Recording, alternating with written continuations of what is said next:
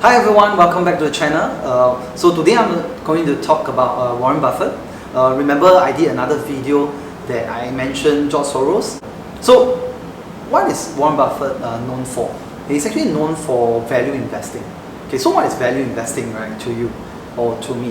Value investing basically means that I'm buying a certain company, I'm buying a business that is at a discount, means undervalued, right? So it means that assuming the stock market, this company is worth $1 billion, and today if I can buy it at like a 0.9 billion, that is precisely what it means by undervalued. Two rules that Warren Buffett always focus on. So rule number one, Warren Buffett said, never lose money. Okay, that's rule number one. Never lose money. Okay, what is rule number two? So rule number two, according to Warren, right, is never forget rule number one. What does this two rule means to me? End of the day. Okay, 4 points. Okay, for Warren, right, he always believed that we need to do our due diligence. Okay, in terms of investing, right, in terms of buying the right business, in terms of holding a business over the long run. He ever said things like, I don't mind buying companies, and they are totally not in the stock market, and I'm happy to hold them for 50 years, for 30 years. And this is something that you need to think about in terms of investing, right? You need to invest in businesses that is going to hold over the long run, right? So when you do your due diligence, right, there's this one thing that I will keep myself in check, right? What do I mean in check? The problem with us, right, we are all emotional beings, right? When we research a lot about the company, we are going to get biased, we are going to get attached to it, right? Don't do that. So what I will do, right, specifically for investing, right, before I'm going to put on that stock ticker, I will actually ask myself one question. What is the one thing that I don't like about this company? Okay, and I will spend the next few days thinking about it. Okay, because I do not want to get emotional about it. I do not want to get attached to that company. Okay, I basically want to just purely buy the company because it's a good business, the number makes sense, and I'm going to get it. Okay, that's it. Okay, so rule number two, okay, is about risk management. Okay, that's why the number must make sense, right? It's basically what we call the safety of margin. Okay, what do you mean by that safety of margin? Is basically if I buy this company, what is the value that I'm able to hold this company out? Right, something like what is the drawdown? Assuming this company, when I buy at a certain price, it comes down to a certain value. What is the price that I'm able to hold it out? Okay, because it is undervalued, right? So I'm okay to hold it for a certain period of time. But you must also think of your exit strategy. Okay, so again, rule number two, risk management. Okay, but then another thing that you need to take note when it comes to portfolio construction is diversification, right? We always say diversify, diversify, diversify. Okay, that's the way to reduce risk, right? But again, don't diversify for the sake of diversification, because you can never diversify all the risk.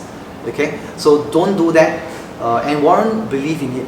So to him, how he diversify, right, is basically he invests in companies that he understands. He know how they perform over the long run, and that is diversification for him, right? Investing in businesses that you understand, willing to hold those businesses over the long run.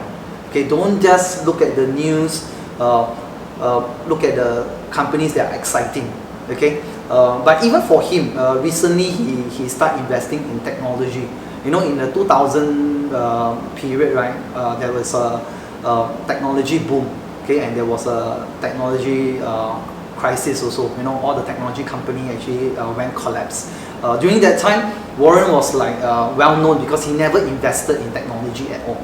Okay, he would have made a bit more money, but the losses was too huge for him.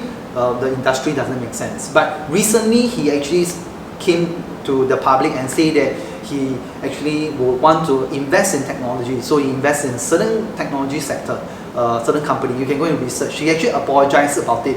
And him, right, being in his 80s, right, he is able to do that. it tells you a lot about him as an investor. He is always learning and always humble, right? He will sort of admit to his own mistake. Okay, so this is one thing that all investors, please take note. Okay, even for myself also. Okay, so coming back to the last point, why there is no way to diversify until there is no risk? Because this is one thing that you know, it's called a systemic risk. What it means is, no matter what industry, what company you buy, right? Let's assume that it's a huge economy crisis, right? Every company will tank, right? That is like a normal systemic risk. Okay, if you don't understand that, let me put this as an example. For example, now you are using a desktop, right? Doing work on your desktop, right? You are happy, the desktop is fine, you got antivirus on it, but assuming the power plant shut down, will your desktop be working?